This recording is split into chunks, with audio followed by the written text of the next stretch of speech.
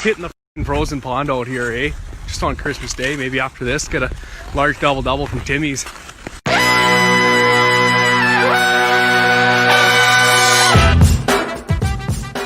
Good morning, sweet world, and welcome to the No Dunks podcast on the Athletic Network. It's Monday, December 28th. I'm Jay Skeets, and alongside me, as always, we got Tass Mellis. Can't wait to tune into that World Junior Championship coverage on TSN, Canada's sports leader. We got the Cookie Master, I meant to say, Trey Kirby. Hey, yo. I had a lot of cookies over the last couple of days, Trey, and I think yours were my favorite. That's why. You'll love to hear it. Oh, they were delicious. We got the International Man of Mystery taken it to the max, Lee Ellis. Friends. Lee. And last but not least, making the magic happen, it's JD. Hello. There he is. And here we are. Shout out to the stream team. Thanks for joining us live here on YouTube this morning. Email us your NBA questions and comments. Keep them coming to nodunks@theathletic.com. And go grab yourself some sweet new No Dunks merchandise at nodunks.com. Hoodies, t-shirts, and an incredible Good Morning Sweet World mug. And Tass, before we get into our NBA weekend winners and losers, we got a fun little new No Dunks contest here really at the end of the calendar year. Yes, if you want some free No Dunk swag, we've got a deal to make you, all right? We need you to find our best moments from 2020. If you find one and share it, you get some free gear shipped right to you. It's easy. You just got to follow these steps. First, download the Shuffle podcast app on your iPhone. Then find No Dunks and create a clip of your favorite 2020 moment from the show. It's real simple to do. I have done it. And lastly, post the clips on Twitter and IG and tag No Dunks Inc. by the end of the year. It's that easy. And if you didn't listen to what I just said, or I said it a little too fast, just go to our Twitter account. All the info is there. It's real simple. That's it. The app is not available on Android, so don't get mad right now. It's just on iPhone. So search Shuffle Podcast in the App Store right now. It'll come up. Boop, boop. You make a clip, and you help us out. It's really that easy. We asked JD to do it in the next 5 days. Go through our last 300 shows, figure it out. It's a little mean to do it at the end of the year. So you guys can help us out, and in return, we'll send you a shirt. Could be this one. Could be another one. We got lots of great stuff. Got some classics even we could send out, the old older No Dunks ones. Yeah, it's like, I think, Trey, you said it. It's very TikTok-like, this Shuffle app. So it's sort of cool. Like Tess said, you just find the No Dunks podcast within the Shuffle app, and then you can make this like a little clip, TikTok-ish like, for audio, and then you can share it out. So yeah, go have some fun with that, and you can get a free t-shirt out of it. Yeah, good luck choosing between all of the classic moments. I don't want anybody to put a single clip in there until they've listened to every single moment of this show so they can know that they're putting in the best moments. We want the best moments. The best thing is you get to download TikTok without downloading TikTok. Because once you download TikTok, man, you could scroll for years on that thing. It's just it's infinite scrolling, infinite funnies, but I don't want to touch it. But this is exactly like it. For pods. Yeah, good stuff. That's pretty neat. Okay, so it was upset Sunday in the NBA. We had some weird outcomes. We had the Nets and the Bucks and the 76ers all losing. We had a lot of games on this weekend, 10 on Saturday, 10 on Sunday. We usually on Monday hit you with some weekend winners and losers, and we're going to continue to do that. It's a nice way to sort of touch on a lot of things. And Tass, will start with the winners from, again, the NBA weekend. Who do you want to focus in on? Team, player, whatever that happened? Where are you going? I want to start with James Harden because his team lost, but he won. Because everybody was worried about James Harden. What kind of shape is this guy in? He's going to parties. They're putting up the Rick Ross meme. That's James Harden. He's looking a little girthy out there. He comes in and drops 44 points on 22 shots. And I think it just elevates his trade value to what it should be for a superstar player, because people have been questioning what are the Houston Rockets, I should say, going to get in return for James Harden? Well, he expanded his list of trade destinations to Portland and the Celtics this weekend. According to The Athletic, the list is growing. People thought James Harden's belly was growing. Well, the list of teams that he wants to go to is growing. Now it's Brooklyn, Philadelphia, Milwaukee, Miami, Boston, and Portland, if you're keeping track. And when he goes out there in his first game after the Houston Rockets' first game was suspended because they didn't have enough players, and drops 44 and looks amazing on 22 shots with 17 assists, tying his career high, playing 43 minutes. which is, a good amount of minutes for a guy who was quote unquote not in shape. Although he did say his conditioning could be better. He kicked ass. He really kicked ass. Well, in 16 free throws, 6 of 13 from 3. He's playing to get dealt. Although he kind of speaks out of both sides of his mouth because he's talking about the future of the Houston Rockets and how Christian Wood was great out there with 31 points. Whatever. He wants to get dealt, and he's doing himself a favor by doing so. And I don't know what you guys thought, but how much better could he possibly look in this game where he showed up to camp, wasn't in shape, and he kind of just changes the narrative from, the Houston Rockets have everybody out. They had 6 guys out in this game because of the coronavirus, whether they tested positive or because of contact tracing. And then he just changes the narrative to, James Harden's a freaking MVP. So they lose to the Blazers, but who cares? The conversation is about how good James Harden is right now. Yeah, he is an offense unto himself. It was a nice reminder. They're like, oh yeah, he's an elite scorer. He had wicked chemistry with Christian Wood too. A lot of nice alley-oops to set up Wood, just to set him up in the dunker spot. Yeah, I mean, he's not going to be there for the long haul, I don't think. James Harden's going to be traded, but you're right, Taz. He's a winner in the sense that, for the Rockets even, it's just a nice reminder to the rest of the league, if you had forgotten for whatever reason, oh yeah, this guy's one of the best in the game. That's going to help what you get back in return if he continues to want to be traded. So I'm with you. Despite, the loss, the Blazers were desperate for a win, and McCollum sort of was Harden-like himself, hitting, a lot of threes and big shots and going for 44 too. But yeah, I had Harden on my short list for an NBA weekend winner too, Lily. Yeah, it was great. It was a great game, actually, too. This was a very fun game. Came right down to the wire there. But yeah, James Harden, it is quite hilarious because before he played, we read about how during the season and the power he wielded over the Rockets was when if he was in a city that he liked to be in, he would stay overnight and he'd go partying, but then he'd go out on the court and drop 60, so no one would really criticize him too much. This time, however, he was coming in noticeably a little bit bigger than normal, but he always carries a little bit of beef. But out on the court, it didn't make any difference. He was still hitting those step backs. He was still shaking his defender, knocking down the three, setting up his teammates, basically saying to everyone, I can basically live both lifestyles here. I can be a party animal and I can go out and play. So, that's honestly, that's all it comes down to, though, with James Harden, because let's say he has a stinker in that game, especially, again, considering he looks a little bit heavier, then immediately people are like, this guy doesn't care because he's out of shape and now he's not even trying for his team. So as long as he performs on the court, he keeps that trade value exceptionally high there for Houston. And he competed, he fought. I mean, he's not going to try to just mail in games. They're going to try to win as many games as possible. So credit to him for that. I will say, though, if he does pick up some sort of an injury, immediately people are going to point to his conditioning for that. So that's something he does have to work on that. He has to improve it. But he almost never is injured, though. That's the oddest part. It's true. He's very durable. Yeah. But for one game, at least, he sort of silenced a lot of doubters and haters because he performed for his team. I find the Boston addition to all the teams kind of interesting too. I know we can analyze every single team, but Boston is a team that keeps going for superstars, keeps going for them, keeps swinging and missing. And now they don't have that vault of trade assets, those draft picks anymore. Those are kind of gone. Jason Tatum, only 4 free throws through the first 3 games of the season. They come up with a bad loss against the Pacers. I don't know what they'd have to give up. Jaylen Brown is sort of the rumor, but if the Celtics want to swing, James Harden's available, and he doesn't play the same position as their best player in Jason Tatum. It just with Kemba Walker out, it just feels like there's something there. I know the Blazers is interesting too. It's basically James Harden saying, "Hey, if you're finally willing to give up CJ McCollum, Raphael Stone, my GM, has a deal for you." It feels like he's just setting it up, but I don't know how many teams he has to keep expanding his list. We're at 6. Let's get to 29. That would be exciting.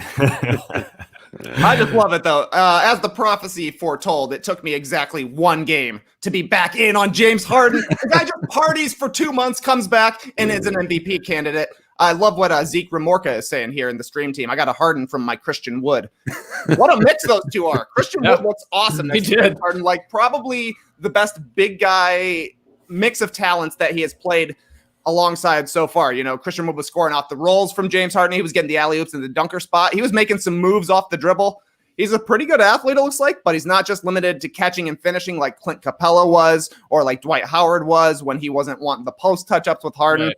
It looks like a nice mix, but, I mean, how long is Harden going to be there? Even in these reports we're getting from Tim McMahon during the offseason, you would see all these teams that are like, yeah, it's tough on your team. But I don't know if they're making the wrong choice. We might do the exact same thing if James Harden were here, if he's going to come back and give us 44 and 17, despite not caring about training for the season at all. The guy is a lights-out offensive player. He raises the floor of your team so high, right? Like, I feel like I have to reevaluate where the Rockets are really going to be this season. Because if there's nobody that's going to come up off of a major player or a good young player and a treasure trove of draft assets, maybe Harden does stick around in Houston at least until the offseason again. And if that's the case, whenever John Wall and DeMarcus Cousins come back, it looked like they have a talented team that seems a little bit more like a basketball team than they did last season when they were playing as the pocket Rockets. They just got a little bit more size, a little bit more athleticism, versatility out there. They could at least be a top 6 team, I would think, in the Western Conference, assuming Harden sticks around for the entirety of the year. Well, Lee, let me ask you this, because we focus so much on the potential Harden trades with the Nets and maybe the 76ers to some extent. But, Tass said it, like, he's added Boston to the list. The Blazers are there. The Raptors are not on his list, but they've been rumored that they could put together an enticing package. Like, I guess what I'm getting at is, if it was Siakam in Toronto's case, if it was Jaylen Brown in Boston's case, if it was like a CJ McCollum in Portland's case, would you, and I'm asking 3 questions in one, I get it here, but would you trade those sort of younger, talented guys for the chance to have James Harden on your team? That's a great question, because Siakam's ceiling, I think, is very high, but he hasn't been living up to it since he signed that big contract apart from his start last season. I don't think Harden fits kind of what Masai Ujiri wants, personally. I think the Raptors are less likely to go after James Harden. I just don't feel it in that sense. For the Celtics, I mean, Jaylen Brown, he's on an all-star streak season. Trajectory. Yeah, he's going to be there. James Harden's clearly a better offensive player. I think Jaylen Brown is going to be a much better defensive player throughout his career. There's the issue there with Kemba Walker as well. He's going to be sort of taking Kemba Walker's minutes. I think you would, if you can get rid of Kemba Walker instead, I think the Celtics do that. I think they would prefer to keep Jaylen Brown. And then if you're the Blazers, I mean, this Lillard and McCollum backcourt has been very consistent for a long while. It's a good backcourt, but I think we know the ceiling for the Blazers is, second round type of stuff.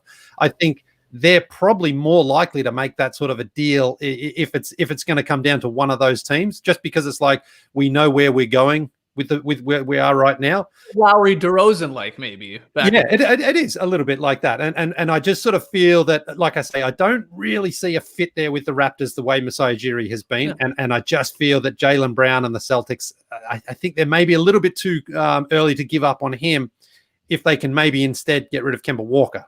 Just because of the position that James Harden plays there. So very, very tough, because, again, if James Harden goes out and puts up 40s in the next, 5-10 games, there's teams are going to change their philosophy and go for it. They will. Say if, as if he hasn't been doing it his entire career. This is not a one-time thing. It's not like James Harden was partying for a week, came back and had one good game. He's been partying for 10 years straight and putting up 50 points. I know. I would be worried at this point in his life if he didn't party. I think he would actually suck at basketball. He wouldn't double up his points per game. He'd be way worse. He's Iverson-like. He's even MJ-like. These guys are just oddly built different than the average person, where they can stay up all night. I smoke all night, whatever. I agree that everything he's done, he basically stuck his finger to middle finger to everyone and said, "Look, I can live this lifestyle." But he's 31 now. Like, at some point, it is going to catch up to him. It just is. Nobody can just keep living that life. Keith Richards is still alive, man.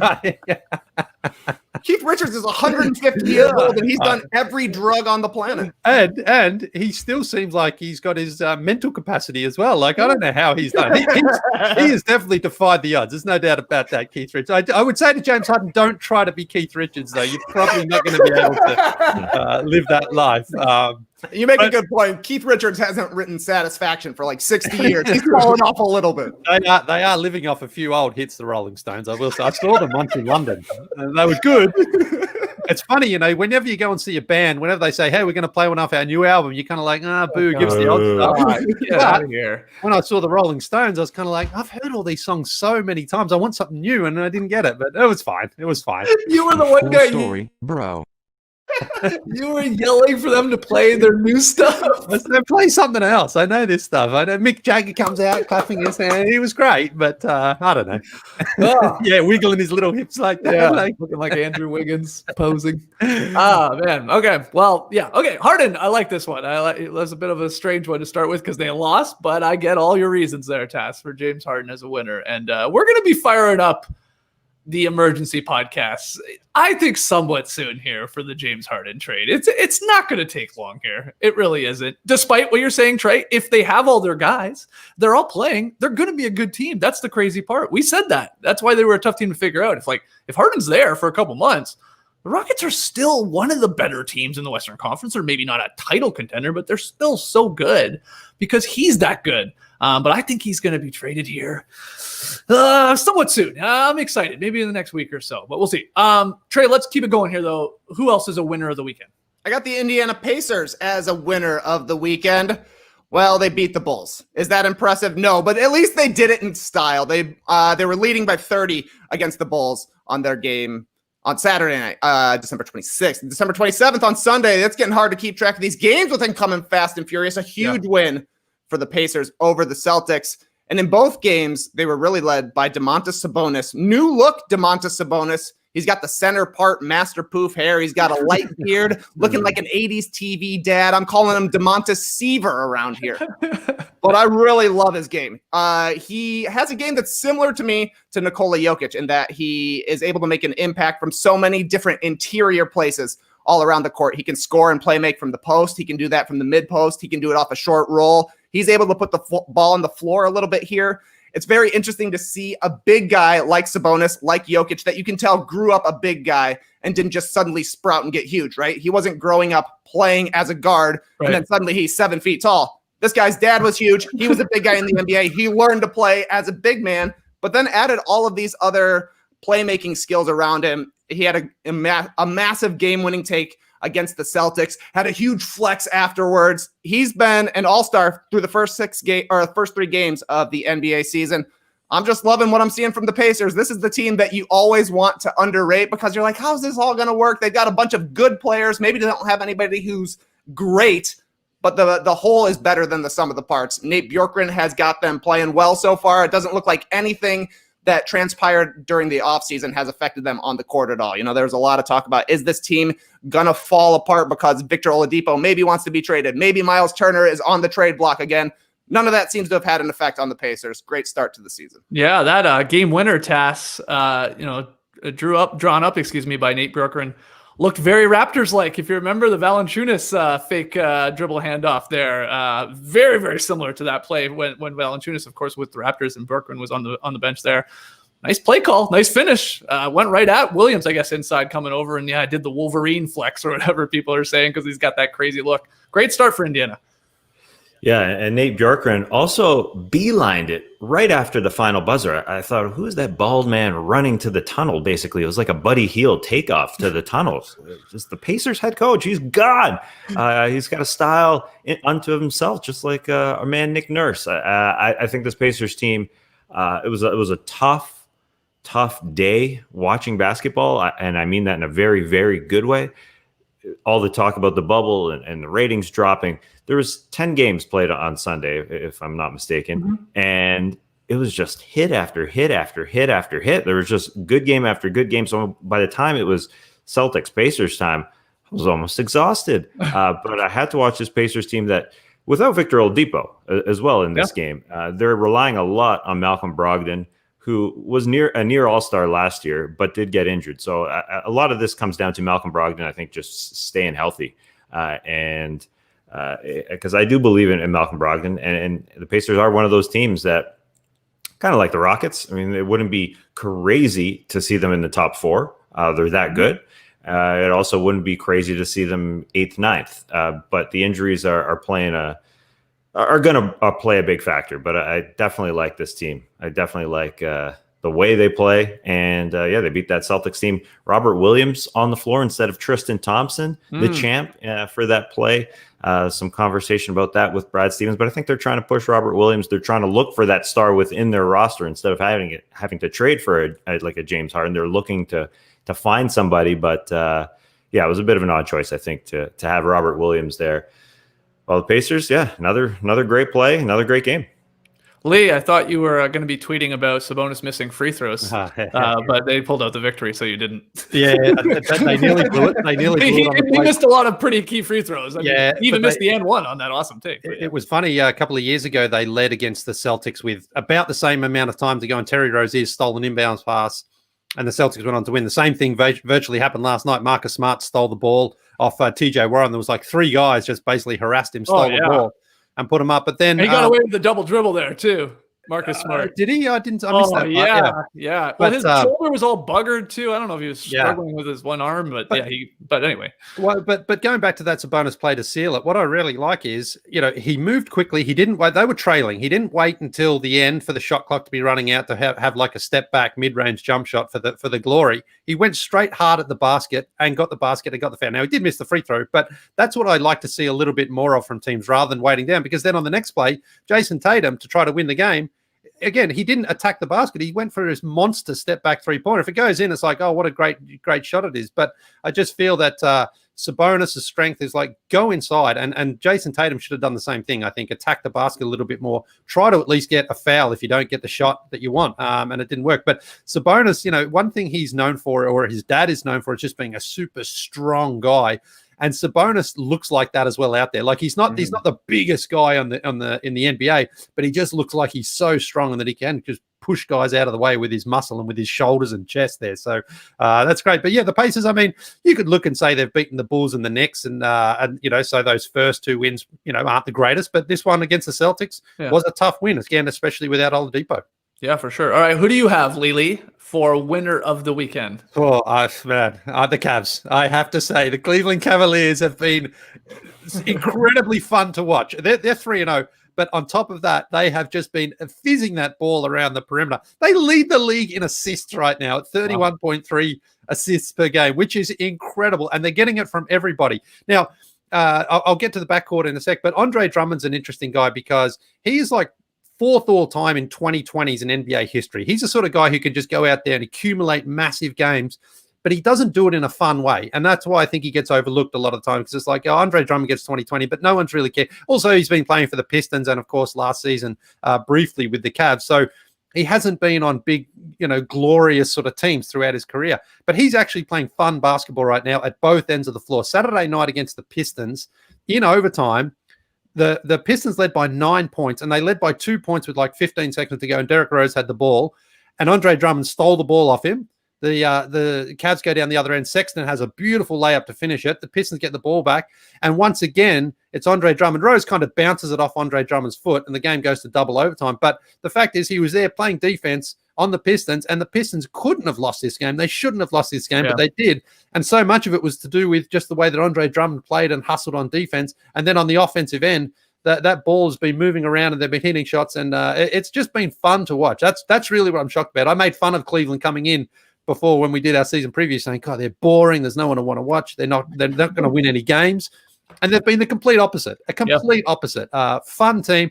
Darius Garland is 1 point and 1.7 assists away from averaging 20 and 10 on the season so far. Colin Sexton's averaging 27 points a game. Darius Garland as well is shooting 50, 50, and 100% from on the court. I think he's only had like biggest Darius Garland fan I know. I know. I mean, see you later, Knicks. Lee is all in on but honestly, like I'm making fun of them here a little bit now, but I will say it's one thing to win games, which is very important, obviously the most important thing. But if you can actually play fun, exciting basketball as well. JaVale McGee is having coast-to-coast plays. He's hitting threes. He's throwing up the threes on the way back down the court. And at least he'll laugh when he makes a three. Yeah. We were talking about Jason Tatum baking in that three and then just celebrating with the mean mug. JaVale's laughing, even if he just makes it straight away. He's like, back-to-back games for me, JaVale McGee. But listen, they're fun, though. They play fast. And, like, Larry Nance Jr. is a fun run and jump guy. Same with Andre Drummond. I can't believe it. I'm searching for Darius Garland highlights as well, mate. that backcourt of Sexton and Garland, because Sexton, he had a reputation, like a lot of rookies, and when they start out, they sort of don't play team games. They don't understand how to play in the NBA. But in his third season now, he's looking a lot better. He's looking more composed. They take good shots. They move the ball. I mean, JB Bickerstaff, credit to him. He's at least got this team on the same field, on the same page. They understand what they have to do. And again, get a couple. And Philadelphia, no Joel Embiid yesterday, fair enough. But Ben Simmons was playing. Everyone else was out there for the Philadelphia 76ers, and they got smoked. They got smoked. And there was no, the Sixers just didn't care. They were trying to win this game. Cleveland was just much better and much more fun. Yeah, here's the thing with Cleveland, too. It's not like Kevin Love is dominating. No. He's on that team, if you've forgotten, and he's not done a whole lot. It's all these other guys. And correct me if I'm wrong, I don't think Porter's even played for them this season yet. So there is another, obviously a guy that they're pretty high on to then work back into the rotation. Yeah, Kevin I don't think Love the Cavs are going to for a couple of games too, by the looks of it now as well. But I don't think the Cavs are going 72-0, but you're not wrong. They're exciting. They're very, very exciting right now, which is something you haven't been able to say the last couple of years. And they Colin Sexton, he went under the radar last year because they were such garbage, but he grew as the season went on. His numbers got a little more efficient, a little better. And so far, you said it. What's he averaging? 27 a game? Yeah. And he's got a good sense of humor as well, it seems. He had that take where he did the little rondo where he up fakes a guy. Somebody went flying by him. He scores, and then he runs back down the court. He's just doing this with his arms, raising him up like he keeps faking and faking. He's a good meme as well. Gotta love the Cavs, the meme land Cavs. Man, I will say, I thought sometimes when you see these jerseys when they're released and then we grade them and we say, oh, that one sucks or that one's okay. But then you see them on the floor, right? And you're like, oh, maybe it wasn't as bad as I first thought. Those ransom note ones are just as bad as we thought. That's the one thing with them. It's on the court too. There's all sorts of stuff on the court there as well. So bad. But they're playing such exciting basketball. I can look past that. Tass, anything to add about the red hot Cleveland Cavaliers? They're the story of the NBA. I love watching them. They're super, super, super exciting. And I wonder if Larry Nance, who's playing a lot more minutes because Kevin Love is out, is a bit of a better fit with Colin Sexton because he doesn't have to shoot. He's more of just hey, I'm just going to rebound and score or, get my points off broken plays and stuff. And Colin Sexton says, all right, more shots for me because he likes that kind of thing. But they're moving the ball, and JB Bickerstaff, their head coach, has credited it to the 9 months during the pandemic where they weren't playing basketball. They put a lot of time in trying to get to know each other and be buds. And that's led to more assists over 3 games because last year they didn't pass the ball. It just didn't happen. And Colin Sexton, their point guard, was definitely guilty of that. But through 3 games, they are a blast. Now, they beat Charlotte and Detroit, 2 teams unlikely to make the playoffs. But then, a really good win against Philadelphia. Doc Rivers, a bad day. His old team got smoked by 50, the Clippers, which we'll get to, of course. And then his new team did the same thing, it felt like. It wasn't 50, but it felt like there was no chance they were going to beat the Cavs. Yeah, this is going to be a weird season. Let's just admit that. We're going to have some weird scores. I think, Trey, you already sort of slipped it in there. I'm already confused as to the schedule because we have these weird back-to-back situations. Definitely. And you're like, hold on, didn't they just play? Oh, yeah. They're going to be playing 2 games in 2 nights or 2 games in 3 nights. We've already had that a couple instances. It's really just strange to wrap your head around. But I like as an Eastern Eastern time zone person, all of us, fan, I guess. I'm a fan of the ET time. We have 4 teams right now that play in those 7 o'clock starts, play in those 7:30 starts, those first games that are undefeated right now in the Magic, who are 3-0, the Cavs, who are 3-0, the Pacers, who are 3-0, and the Hawks, who are 2-0. And then you got the Thunder undefeated at 1-0 in the West. But those 4 teams, they're fun to watch right now, and of course they're winning games, so it helps the early start times, with the first game of the night or the first couple games of the night. You're like, oh yeah, because a lot of those teams that I just mentioned before, you were not usually that excited to watch. You could say, you know what, I'll start watching around 8 or 8:30, but not this season is what. And the Hornies. And the Hornets are, they got a victory, and they're my winner actually. Despite not having an amazing record, you'll probably see them near the bottom of most power rankings, I assume. This morning when you see them across the Athletic and ESPN and Schumann's, I assume they'll be quite low. But I liked what I saw from the Hornets on Sunday because they lost to the Cavs and Thunder, but they got a must-needed win on Sunday. Gordon Hayward showing why he's making the big bucks. I say that a little tongue-in-cheek, but 28 points, 7 assists, 6 boards in a win over the Nets. So they beat a really good team who had KD playing, had Kyrie playing. It didn't when he left the game because of an injury, but still they were going for a victory and nearly pulled it out. Charlotte, though, Hayward 19 times scored or assisted on those 43 baskets from Charlotte. So he did a lot in this one. And again, they needed it. And they're a fun team on League Pass right now. They were on NBA TV there yesterday, but Eric Collins on the call. One of my favorite play-by-play guys. Great energy. Just like easy, mate. That dunk, though, when Rozier smashed one over Kevin Durant. I mean, he's been fun, actually. Eric Collins has been fun. He was there last year as well. But it's super important with no fans. You need to have a broadcast duo that, of course, if they're informative, that helps. And Del Curry's a great color guy, but like, I need some energy from a play-by-play guy when there's no fans, and he brings it, man. He does. He reminds me of Gus Johnson, like a little bit. Like every player is just really hyped up. But he's not like he's a homer, but he's not like just a shocking homer. He does pay credit to the other team. Yeah, they're not a homer duo. They're not. He is excited, and I mean, it was a fun game, and he brings that energy, man. He's a fun listen, and Dell is so smart, and he's low key, I think, as well, Dell. Yeah.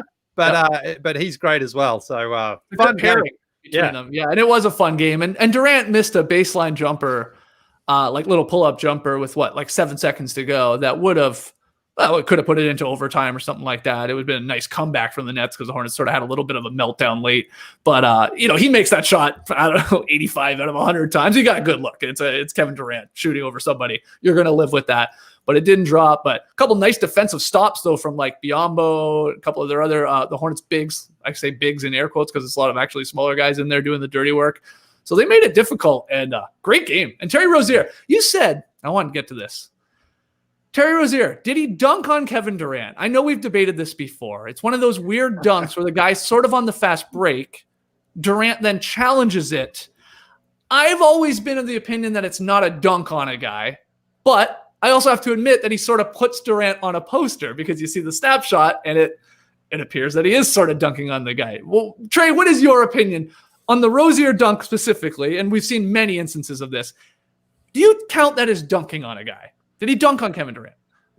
That's going to be a no for me, dog. Yeah. I'm with you. If you're chasing from behind and you make the effort to get into the poster, I can at least understand why people would say you dunked on him because y'all end up in the same place. But to me, it's kind of like Kevin Durant really didn't have a chance at blocking that dunk. Ergo, he didn't really get dunked on. He got dunked near, but that doesn't sound very good at all. No, I get why I think you got to give it to Rozier. I think that's a dunk on because KD had a chance to block it, and that's why Terry Rozier had to go a little quicker and throw it down. He knew he was coming for him. So there are some breakaways where, a guy has no shot, but KD wanted that. He wanted that, and Rozier had to change it up. So, yeah. Okay. It's not Wade on Varejao, but who cares? Yeah, I agree with Tass on this one because Durant goes for it, and then he kind of like tumbles afterwards as well. So it's kind of like that momentum carries him through. Like if because Durant could have easily just sort of said, I'm just going to let him dunk. I'm too far away from here. But he went for it, and Rozier smashed it. So I give this one to Rozier. We want it too, don't we? We want the big dunk like that. So let's give it to Rozier. Hey, it was a nice dunk. He had one earlier in the game on nobody, actually. Terry Rozier on a bit of a fast break dunk. He's averaging, Scary Terry right now, 27 points per game, 26.7, shooting 52% from the floor and 43% leave from distance on 10 attempts per game. From three. And I think he only went 1 for 7 from downtown yesterday. So it just shows he has been hot. He had that 10 in that first game, which was really, really good. I thought some good minutes from LaMelo Ball too yesterday, actually. He started to feel a little bit more comfortable out there. He's hit a couple of those shots. So, he's going to be a bit spotty. He threw the beautiful pass to that left. That was a great pass. Pass. Yeah, really good pass. But this game in general, like we're looking at this one on the schedule, I was like, the Nets are going to absolutely murder the Hornets here because they're going for it. And again, Kevin Durant and Kyrie Irving were on the court at the end of the game. This was not them trying to just like, all right, we can mail this one in. They were going for it. They should have gone though instead of to Durant to Timothé Luwawu Cabarrot. I just wanted to say his name. Hey, I think he hit 3 threes in that fourth quarter, and Nash was pretty impressive. Talking about Eric Collins, he was just deflated every time Luwawu Cabarrot hit one. Oh, that man, he's been a thorn. A great shooting he came in there, and again, a part of that was the Dinwiddie injury. I actually thought Dinwiddie, I hate to be the Bill Simmons body language doctor, but even prior to the injury, I was watching Dinwiddie closely in this one. He did, I don't know, maybe he's just wasn't feeling well overall. I don't know. He just did not seem that into this game. And again, am I reading into something? Does Dinwiddie know something I don't know with a potential trade coming up here? Or is he already frustrated at all with maybe his sort of role, which is, of course, different now that Kyrie and KD are there? I have no idea. But, then he tweaks the knee and then he's out. So I don't know. He just did not seem Dinwiddie-esque to be, like engaged much in this game from the jump. He needs another chocolate protein bar like he used to have on the Pistons bench for a little pick-me-up. I don't feel bad for the Nets. They got an embarrassment of riches over there. I just love watching the Hornets package, the package there with, great jerseys. Those teal jerseys have not disappointed when they've been on the floor. Lots of fast break points. This is, I think, the first game where they really pushed it, and they look like the Cleveland Cavaliers. They have too much talent and too much. They have too much legs and too much Cavs. Well, they beat them already, right? Cav beat them already, Sorry, right? they did, That was ugly. The Cavs ran them out of the gym. They're good enough. So I'm pumped to see them move, and it's a fun watch. Yeah, with the play-by-play, Collins and Curry, it's a nice combination of stuff. They do miss Tyler Zeller. I love saying that. I know nobody really cares. Cody. Tyler Zeller is available. Tyler Zeller's available. He's been released by the Spurs. Bring him in. But Bismack picked it up in this one, but he was slouching the first couple games. But anyway, the 7 o'clock. To see Bismack Biyombo closing a game. Like they kicked it to him in the corner, and even the Hornets broadcasters were like, "Whoa, Bismack was going to shoot that one." And I think we all did because he was wide open. Obviously, it's Bismack Biyombo standing in the corner. You're not guarding him, but that's a little bit of a scary sight. You got to get Zeller back. But that was also because the ball was moving around so well. It was kind of like, someone's up in the corner. It's like, whoa, Bismack. But he had a nice block on Kyrie Irving too. Right? So good for the Hornies.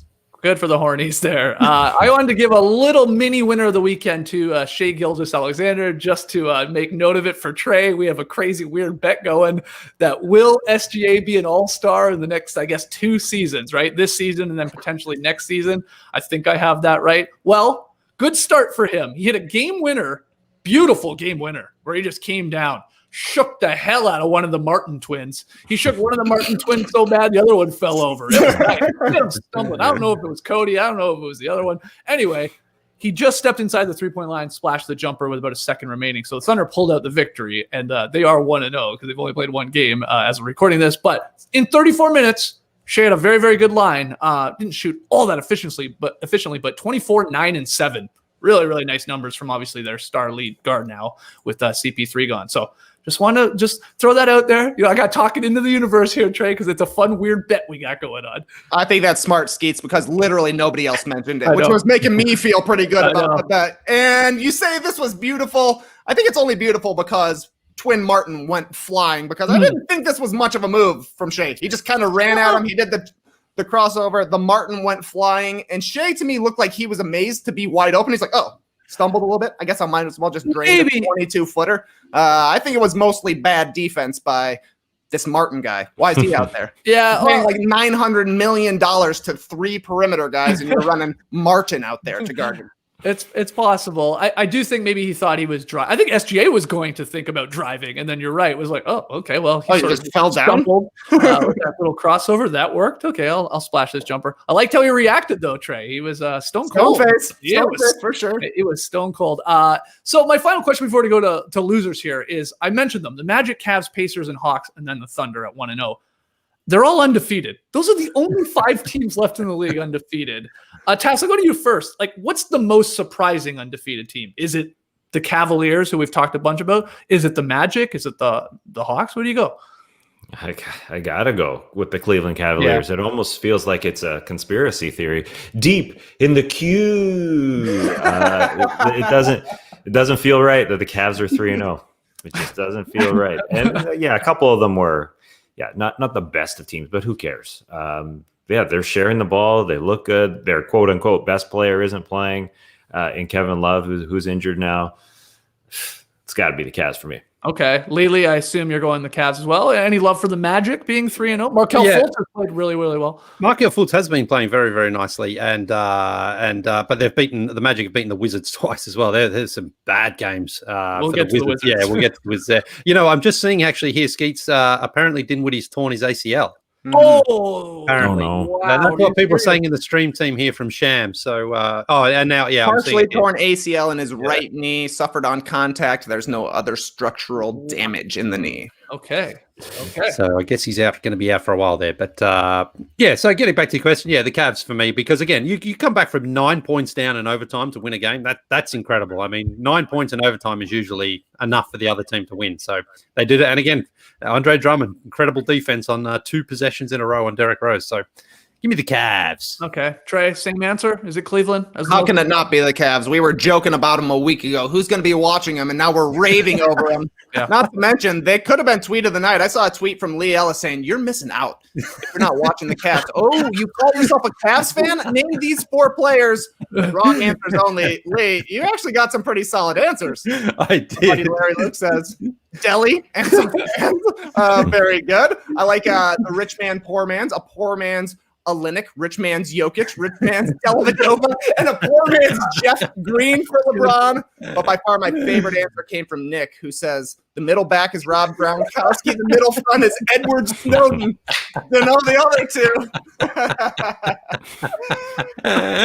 With Lee Ellis out there running the wings with the sex man. But doesn't it just feel so good to be talking about these teams that we normally are just like, there's nothing to talk about with them? You know, like how many times do you want to just be like, the Lakers are awesome? You know, like let's talk about the Clippers again. Like it's just fun to have these teams playing good, fun, exciting basketball and winning these games. That's what's great about it, because it's refreshing. It's like, great, I'm talking about someone else that I haven't been talking about. Yeah. And is it sustainable? Probably not for the Cavs. I mean, I mean that with respect. I mean, I think they're going to be better than they were last season. I still think they're going to struggle to make the playoffs, but let's just enjoy it while we can, because basketball is fun and watching them play is fun right now. Yeah, Okay. in the stream team, Jake7969 says, you guys are just prisoners of the moment. You won't feel the same way about the Cavs in 2 weeks. LOL. Of course Yeah, not. Jake, that's why we're talking about them now before we all forget about them. They're balling. We like things. The whole point, Jake. Jeez, keep up, State Farm. All right. NBA weekend losers. I'll get us started because there's a very obvious answer to the biggest loser from the weekend. On Sunday, the Clippers lost to the Mavericks 124-73. It was their worst loss in franchise history. This is the Clippers we're talking about. They do not have a great history when it comes to winning games or even in the loss department. I can't believe it's their worst ever, but that's true. Dallas led 77-27 at the half. That's a 50-point margin. Largest halftime deficit in NBA history. No surprise there. Shit was so bad. I know you guys, I'm sure, saw the tweets going around. It's amazing, though. You have to wrap your head around this, that it was so bad at the half task that the Mavs could have gone scoreless. They could have not scored themselves in the second half and still won by 4 points with what the Clippers ended up doing in their second half. I don't believe that. That's wild. Wild. 77-27 and a half. Now, Paul George, he took full responsibility. He did say that, but then he had to add more because he's Paul George. You know, it's like, this is a classic PG sort of like foot in his mouth type of thing where it's like, just stop after I take full responsibility. We played like garbage. But he said this. Tough situation being on the road on Christmas. Okay. I hope everyone enjoyed their Christmas yesterday, and that was the reason for a sluggish day. So he sort of was saying that maybe we got absolutely waxed because we didn't celebrate Christmas with the families until Saturday after they had played in Denver. So then that we have like, this is sort of what happened here. We were celebrating a day later, and then we come out and we just get destroyed. I don't mind it. I don't mind that excuse. Okay. Yeah, they played on the road Christmas Day. They got back to Los Angeles 3:30 a.m. Right. Then they go and celebrate Christmas. They have a Christmas hangover. They have a bad day, early start. It's just like our show on Boxing Day on December 26th, a little sluggish, coming out to shoot. That's understandable. And Dallas was in Los Angeles for 4 days because they played the Lakers and were just sitting there raring for their first win. Right. 50's a lot, though. 50's a lot. No Kawhi Leonard. He didn't play in this one after getting the stitches to his mouth. He sat this one out from the game prior. But yeah, I don't care who's playing. It is weird to see a team down 77-27 lead at the half. I was not watching this one. I think it was on NBA TV. But I started seeing the tweets, and somebody texted me too. You see the score of this game? I'm like, I was like, there's no way that's real. Yeah. I actually opened the NBA app and it was something like 67-21 or something. And I was like, oh, there's this glitching. So I went into the tweets to see. Cute Steve, it's glitching. I thought, well, there's clearly something wrong here. But then I went on the tweets and people just lighting up the Clippers. And I'm like, oh, wow, it's crazy. It's crazy. Any lead is no lead is safe is the old cliche in the NBA. That one is. When you're up 50 at the half, that one's safe. Well, yeah. ESPN gave them a 0.4% chance to win at half. Oh, wow. Yeah. So you're saying there's still a chance? Yeah. What did they ever end up cutting it to? Like 41 or something? Something like that. I don't know. It does show that there is still a bit of that, hey, Clippers, we give up, still in them a little bit from last year's postseason. It's still there, just a little bit. Like there isn't an excuse for that. It's just that's part of the DNA, Clipper DNA, a little bit. The Mavericks admitted too, like after having lost to them in the playoffs, like there was like a little revenge on their part, and they needed a win because they hadn't had one up until that point. So it was the perfect storm right after Christmas. There, Paul George must have got the PlayStation 5 and put in tons of hours on that. Oh yeah, they all did get a PlayStation 5. That's right. Yeah. Didn't Palmer buy them one? Oh, it's his fault. Okay, Tass, let's go to you next. A loser of the weekend because the Clippers were an obvious one. Well, it's the Washington Wizards for me. They're now 0-3. And it's especially up against a lot of talk about Russell Westbrook playing so good through the first two games because he had triple doubles. But he's not playing well. He's not playing well defensively, which everybody sort of expects with Russell. And he's only shooting 36% from the floor, and he hasn't hit a three this season. And he rests game number 3 of this season because it's a back-to-back. So they're up 17 points in this game. Looks like they're getting their first win. They lose to the Magic. They give up that lead, and it's worrisome. I think because they make this big move, they give up Wall and a first-round pick for Russell Westbrook, and it's not quite the Rockets giving up Chris Paul for Russell Westbrook. But I'm starting to think that if the Wizards could have this trade back, it's not there yet, but they would think about bringing back Wall in the first-round pick because. I know Westbrook is going to, bounce back from this 36% shooting to start the season. He's better than that. But at some point, that athletic body is not going to be that athletic body, whether it's next year or the year after that. I wonder at what point they would think, oh man, this isn't good. Why did we, number one, give up a pick? Number two, trade away our franchise guy and John Wall for this? It's just not going well, especially with a lot of Eastern Conference teams showing that they can make the push for 7 through 10, where the Wizards are trying to push through, push 4, I should say. And forget 7 through 10. It's more like 8 through 10. There's 7 really good teams at the top of the Eastern Conference. It's not going to be easy. And it's not a guarantee. It's not a lock that Bradley Beal is going to stick around because maybe they finish 10th. Bradley Beal is still awesome. The rest of their team is doing okay. They've got injuries. But you can't give up leads like this, and Russell hasn't been great, and he's sitting already, which is, I know he did last year as well, but that was, they knew that they were going to win games on the Houston Rockets. He sat back-to-backs last year too, but they've lost to Orlando twice, yuck, and they lost to Philly, which it was a close game, and Russell's going to give you opportunities to win here, but an 0-3 start. It's one of those things. First week of the season, the Cavs are going to come back to earth. Will the Wizards be good? Will they, kind of shed this and be a lot better? I'm not so sure. I think the East is tough, so I don't like the sign going on here with Russell's shooting, his defensive abilities not showing up here, and just not being a real cohesive team here through 3 games. I don't think Scotty Brooks has figured out what the hell he's doing either here, or who he's playing. Like, why? Maybe he's injured. I don't know something. Maybe it's conditioning reason. Davis Bertans is not playing a lot of minutes. That was a great example. He played like 19 minutes. This is a guy that you just gave massive amounts of money to. Even Troy Brown, He's figuring out an idea who's starting. I think he's trying to figure it out. I get it because you got a whole new roster with the Westbrook trade, but he's better hurry it out quick because it's going to get late early here, as the saying goes, because of this shortened 72-game season. And as you said, Tess, all these teams that are sort of all lumped together, these are going to be like losses or wins if you're on the flip side of it. Between like a team like the Magic and the Wizards, let's be honest, those are two teams that are like going to be in the same ballpark likely. So to lose two of them here early on. Not good. And I mean, it doesn't help when your own guys are dunking on your own team. Nice putback from Thomas Bryant.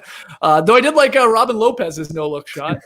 No doubt. This was a hilarious weekend series. This is one of the ones that it's hard to keep straight where you're like, wait, the Magic and Wizards played each other twice on back-to-back nights? Doesn't make sense. Thomas Bryant, like you're saying, he had a lot of dunks in these two games. One was on his own team. Robin Lopez, he made a bunch of hooks during these two games.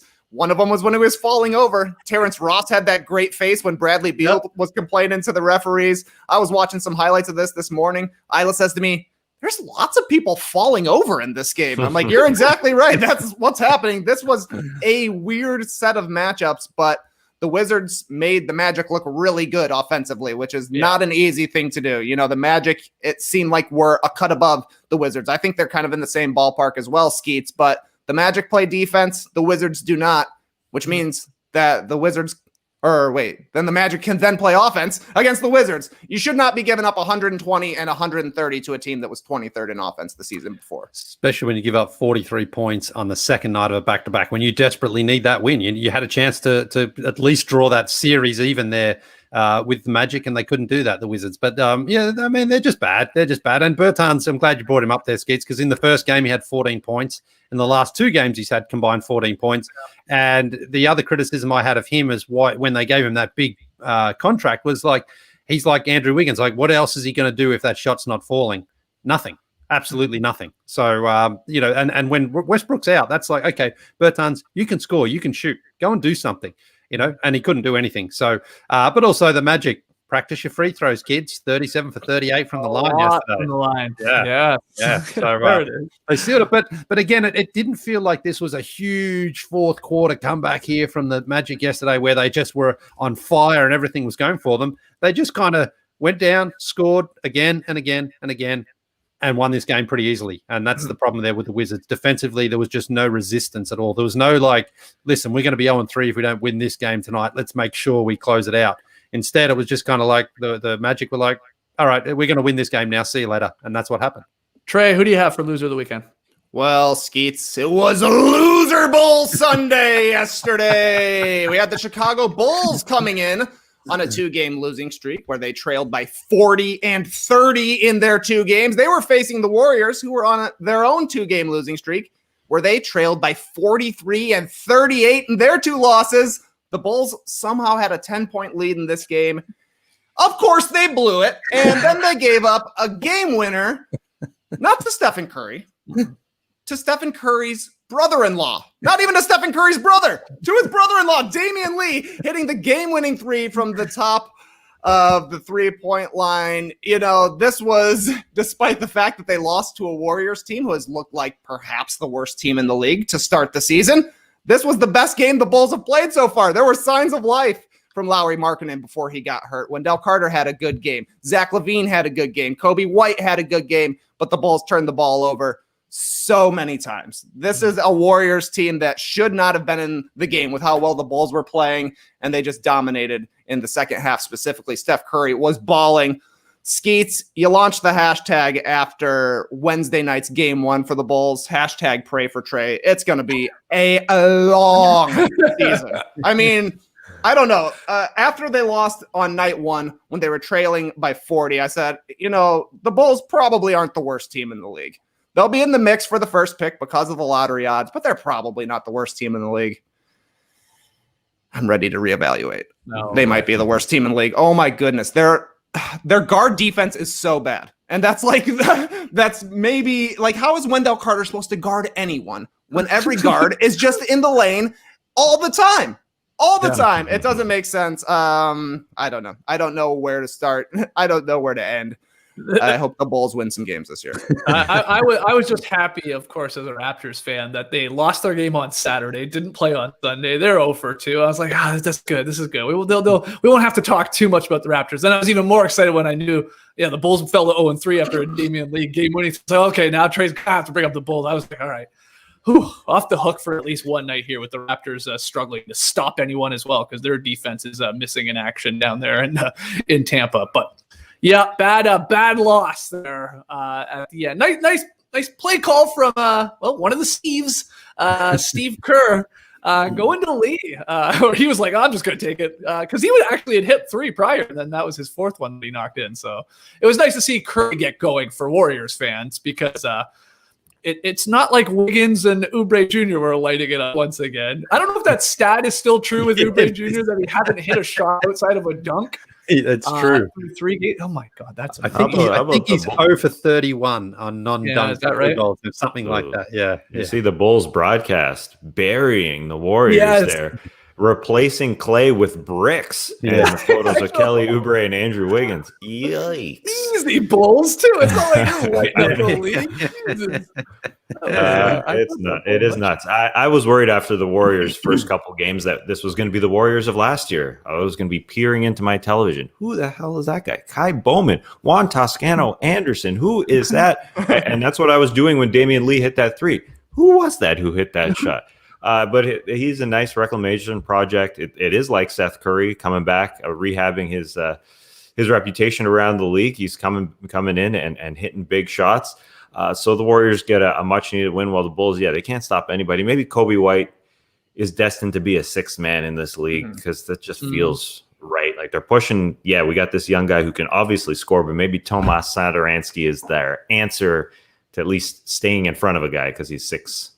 Whatever. I think Satoransky actually hit the backboard on his last heave too last night. There, I mean, it was. The full court, yeah. So he did.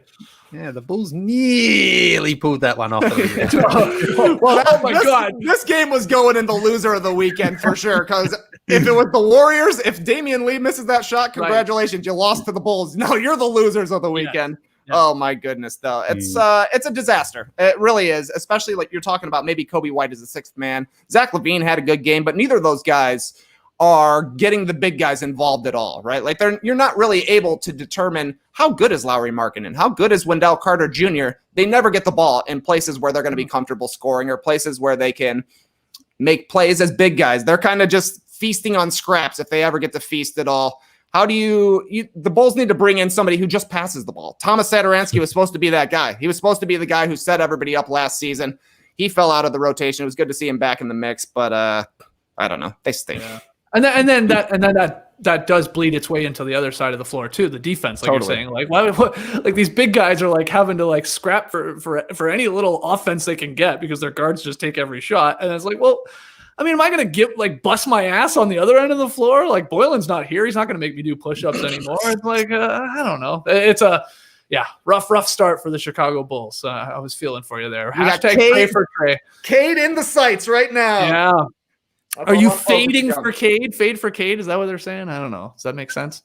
Yeah, sure. Not really. I fade to the bottom of the. And it's pray for Trey as far as I'm concerned. I like that. I like that a lot more. Okay, Lee, let's wrap this up. Who do you have for a loser of the weekend? Well, unfortunately, goes to Karl Anthony Towns and the Minnesota Timberwolves, who had gotten off to a good start, winning their first 2 games over the Pistons and Jazz. But Towns left that game against the Jazz with a dislocated left wrist, which he injured when he went up for a dunk and landed badly. Now, this was the wrist he had surgery on last season, but apparently he won't require surgery this time. He's on a sort of week-to-week schedule, is the latest we've heard, which is I mean, a dislocation is a weird sort of injury. Like, I don't know how long that is going to keep him out for. The good news, I guess, that it's not his shooting hand, so perhaps he can get back a little bit sooner. But obviously for the Timberwolves, they're another team that desperately needs to be competing for the playoffs early into this season. And as I say, good win, a very impressive win over the Jazz on Saturday. I think it was Saturday, yeah. And Anthony Edwards, the rookie, looked quite good. So, there's some positives there for Minnesota. But when they lose Towns, clearly their best player, their franchise player, if he is out for, let's say 3 weeks, they could really find themselves in a hole already into this season. So hopefully he won't. There appears to be quite a bit of optimism around this injury, but again, a dislocation just sounds, it sounds bad. So until we hear more information about how long he'll be out for, you just have to sort of feel for the Wolves. They got absolutely murdered last night by the Lakers, who were missing Anthony Davis. But even if Towns was playing, I think the Lakers probably still win that game. But there was some positive signs coming out of Minnesota, and now this is just another step back for them, unfortunately. That sucks, I know. And we were all rooting, of course, for Karl Anthony Towns coming into the season with the tragedy that he had in the offseason. He had gotten off to a decent start for sure, like you said, and they had picked up some victories. It's just a bummer. And they're spinning it. I mean, I hope it's not spin, but it's like they're saying the injury is in a different spot because he had season-ending surgery on his left wrist last year.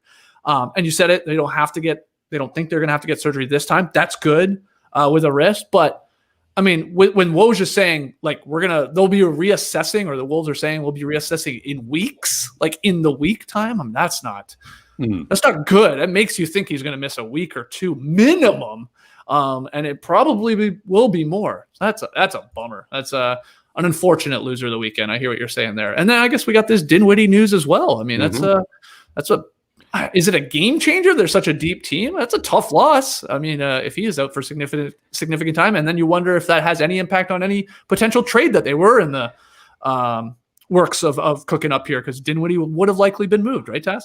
Yeah, and Shams is tweeting he is expected to make full recovery before next season. So that's a long timeline. That is not going to be a short one. Definitely a different tone than Towns' injury, where, Woj is saying it's weeks, but they're optimistic it could be short. Well, Dinwiddie, that was quick, going from a partially torn ACL to coming back next season. And that's tough. Yeah. And if it affects trade, sure. But he's a key player for that team. You know, when it comes down to, you need 5 guys that can make a shot when it comes down to playoff time, and that stinks. For sure. Does Shams have an update on referee JT Orr, who injured himself in was that the Hornets game? Did you see that? That was weird to see a ref go down holding the back of his leg, and everyone's like, DeAndre Jordan was like so concerned that he was yelling at like a Nets assistant or some ball boy to help carry the ref over to the seat on the baseline, and they were all looking at him, and it didn't look good. I think he tore it. It looked like he mouthed like it popped, is what I saw, Taz. I know you read the lips. You're reading the lips of the referees. Yes, baby. Skeets is in. Someone bring lips. Someone came over and tapped on his shoulder, and I saw it popped. And of course, I'm looking at the hand. Yeah, first he was holding it. He was dragging that thing, and so it felt like it was serious. You know, sometimes it's a dehydration, a cramp issue. I thought it might be at first. But it kind of looked like somebody slashed him, like he was Bobby Orr out there, and somebody took out his calf. Hey, we started the show with a little hanky. Why not a little hacky here? But yeah, maybe it's bigger. Hopefully JT Orr gets back. No report from Shams quite yet. Okay, not yet. We'll keep our eye on the JT Orr news. I don't know if you have him in your fantasy basketball referee league. Oh, thanks for reminding me. I'm going to put him to the bench. Okay, good. Who are you going to be looking at to pick up in his place? I don't know. Steve Javy might have to come off the pine. He's been down for a decade, but he can come back. He's been back. We've been seeing Steve Javy again. It's nice to have him back in our lives. I might roll my eyes. Okay, so those are our winners and losers in the NBA weekend. I know we missed some, so let us know. Tweet at us at NoDunkSync, or let us know right now in the YouTube comments. Shout out to the stream team. Okay, Trey, you have tweet of the night. Tweet of the night. Wow. Twitter. Tweet of the night. It's a tweet. It's a video. It's on the internet, so it counts as tweet of the night. Comes to us from Switch Cultures via overtime. It's Dwyane Wade battling his son Zaire in a one-on-one game. This is just a great watch. 5, 4, 3, 2, 1.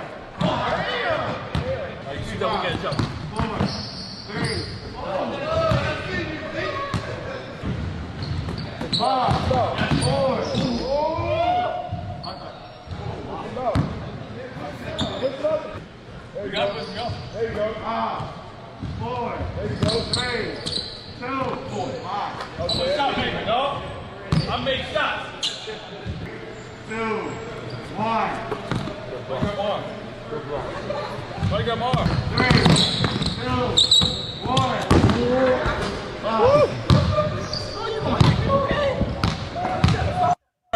You want to beat me? You got to beat me. I ain't letting you win. 3, 2.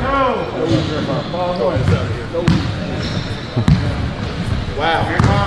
You went off a post-up. Congratulations. Congratulations. You 240. Yep. Play me all jumpers. See what happens. I don't play all jumpers. I've never played that game of basketball. Go back and watch. First of all, you had the most fouls I've ever seen in a quick game of one-on-one. Well, yeah, whatever. I got the most points you've seen, too. So good, man. The trash talk. I love everything about that. The end when Zaire's like, play me in all jumpers. Wade says, I've never played all jumpers. He's right, man. Go watch the highlight tapes. Dwyane Wade's living in the lane. There's also that great moment when Wade scores some other post up over him, and then he bends over. He's like, too small. I'm like, this is awesome. There's nothing better than trying to beat your dad at one-on-one, especially when he's beating you every single time. I didn't beat my dad until he was literally 50 years old. He retired the next day. He hasn't played basketball since I beat him on one-on-one. I guess he was just waiting for that. I don't know what it is, but this was throwing me back, battling against somebody who knows every single move you've ever done. It's impossible, and it's fun. But I also love it too because there's the frustration from Zaire, like, "Hey, you're just taking me to the post every time." I mean, jumper in his face, but he's like, "Do something else, do something else," and then the counter is like, "Why would I do something else? You can't stop." Every time doing this. Yeah, I loved everything about it. Great parenting. I'm not a parent, but great parenting in my books. He's really taken a Dennis Rodman approach with his hair in his retirement, Dwyane Wade, hasn't he? Like every time you see him, he's got some different color in there, and he's getting the beard sort of coming in as well. Like he's living life. He's living life. He's actually moving pretty well as well. I wouldn't be surprised if someone tried to get him on a roster again too. I mean, he's in great shape. Great shape. Steve Javy and Dwyane Wade coming back same week. Wow. If Dean Wade gets injured, just sub him right in. That was amazing. I had not seen that. That was phenomenal. Now, the countdown happening from whoever, are they running like a 24-second shot clock and that's the end of it? Or are they like 10 seconds? 4, 3, 2, 1. Let's get this over with. That is awesome. D Wade just giving it to him. The trash talk throughout. That's freaking great. That's great. That kid's gonna love him for it one day. Not now. For it now. Especially the crowd watching too. Yeah. Like I wasn't ready for that the first time I watched it. When it pans over and there's like 10 people watching them play one-on-one. It's like, oh. How tall is Zaire Wade? He's right there. It's like, I know he's not as big, but as girthy as D Wade, but it seems like you can deal with him in the post. Mm-hmm. He's pretty big. Yeah, he gets that block out on the wing, and it's very funny to hear everybody in the gym's like, "Ooh, good block, good block! You actually got one there, man. Nice job." But I didn't know. I noticed it the second time watching it because I had watched it prior to this. I feel like Wade says after he gets blocked, "You got me on the arm." Oh yeah, I'm pretty sure he says that. Yeah. And then Zaire's like, "It doesn't look like he did." Look clean. Yeah. Oh man, what a great clip. 2 great clips because we didn't even talk about the Curry one that was making the rounds this weekend of him hitting. What was it? 105 consecutive 3-pointers. Lee, I thought for sure you were going to bring that up. Yeah, from the corner there. It's robotic. It's just like the same over and over and over and over again. I didn't count swishes, but I'd say there's probably 75% just clean swishes too. Beautiful, or freshes, as my 8-year-old calls them when we play out the back. He calls them fresh. Yeah, and I'm in on it now. Yeah, so am I. It's like it's a fresh. Very nice. So, yeah, I might have to get a little video of me playing my 8-year-old this afternoon, like D. Put him in the basket. Yeah. But you always miss layups, so that's going to be a weird. Yeah, I'll take him in the post though. It's all right. I've got the Boban stretch over him right now. So. Okay, great. Let's get to pick 'em results. We were picking from Saturday night's game because we had the Saturday show on Boxing Day there. Tass and I took the Knicks plus 8.5. We said, watch out. The Knicks are going to keep it close versus the Sixers. Well, we had the wrong game because the Knicks went on to beat the Bucks on Sunday. But Philly easily covered. That's a victory for Trey and Lee. Lee, you're perfect. You are the Cleveland Cavaliers right now in the pick and battle. You're 3-0. Trey's 2-1. Tass is 2-1, and I'm 2-1. So it's a nice little battle. Tass only 5 games on, I think, tonight. So not as many, but what are we picking from? Yeah, there's a doubleheader on NBA TV, some juicy ones, Nets, Grizzlies, Blazers, Lakers, but I'm going to LP. League Pass, Houston at Denver, because the Nuggets are desperate for a win. They're 0-2, and they're 7.5-point favorites at home against the Rockets, who are without John Wall, DeMarcus Cousins, and Eric Gordon because of contact tracing. So it'll be James Harden out there. He doesn't miss games. He went through his quick quarantine. He is good to go. 7.5 points, a lot of points against James Harden, it feels like right now. But the Nuggets are desperate. Lee, start with you. Who do you got? I was so impressed by James Harden on Saturday night. I think they're going to cover that spread. So I'll take the Rockets and the points. Skeets? That's tough. This is a good one. I'm going to go Denver. The desperation is there. Jamal Murray, he had a brutal, game one. Got it going in the second half of game two. So maybe it's right there from the jump to pair with Jokic. Give me Denver winning by 8 points or more. Cray. Yeah, it's a little bit big of a line for me. Just like a big waistline on James Harden. Give me the Rockets to cover. Wow. Beat it, whatever you want to call where it. are you going? Yeah, they'll cover. If they cover seven or less, I'm going with the Nuggets. Maybe we get a bit of this Mavs angry after a couple losses. The Nuggets could be angry after a couple losses here, so I'll take them to cover. We're split again. We're split exactly as we were on Saturday. Tass and I have Denver winning by 8 points or more, and Lee and Trey have the Rockets to cover. Okay, that's it for today. Fun show. Love a Monday podcast where we do the NBA weekend winners and losers. Thanks for joining us. If you did live on YouTube, subscribe, like, comment, hit that notification button. Keep sending your emails in, nodunks@theathletic.com. Follow us on Twitter, Instagram, @NoDunksInc. Tass, remember, you said that little shuffle app. Go download it, find No Dunks, make your little clip of any of our shows from the past calendar year, and then share it on your socials and tag us @NoDunksInc on Twitter and Instagram. And it can be as simple as that to win yourself some free No Dunk swag. So go do that. Highly recommend you do that. All right, Clipper Bros. You heard it here first. Have a great time. Turn up. Love you guys. Awesome.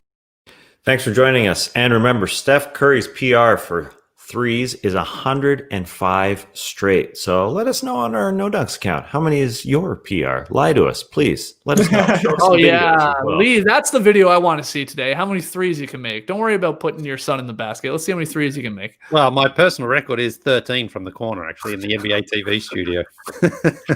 Embrace the day, people.